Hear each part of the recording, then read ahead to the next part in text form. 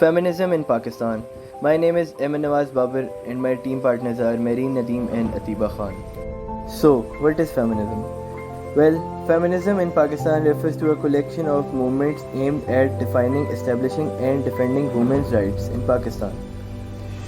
Human rights include women's rights. Our thesis statement for this topic is people in Pakistan have confused feminism with vulgarity and obscenity.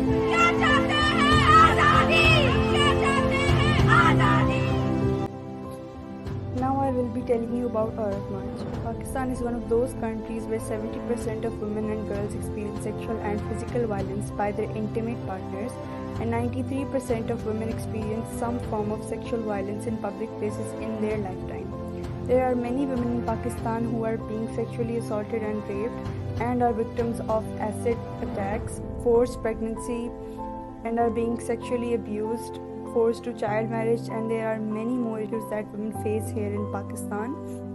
To support, protect and demand women's rights, there is an event which is conducted in Pakistan every year on 8th of March. It is called Aurat March.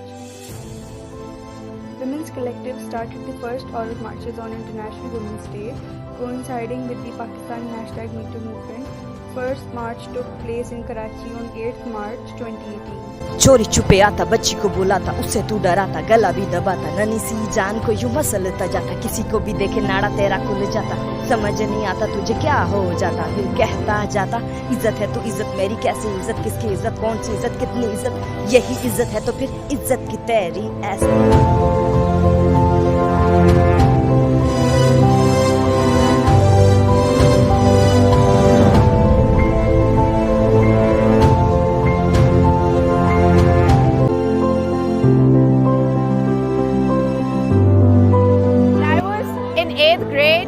I was walking outside the school to my van and I had two men following behind me and they grabbed my hand and I had to get free from them and run back. And I told my headmistress and she took me to the principal, and the first question that my principal asked a 13-year-old me was, oh, were you wearing your dupatta? Because if you weren't, that was your fault.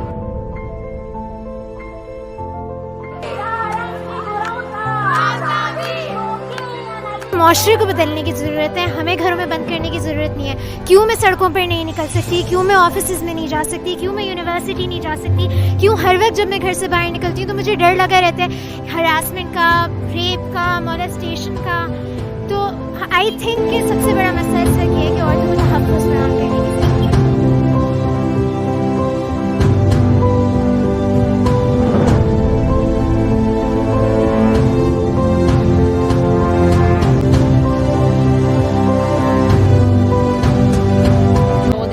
My hair does not define that I give consent to anybody, because people think that if I have blue hair or colored hair, they can easily touch me or harass me or whatever.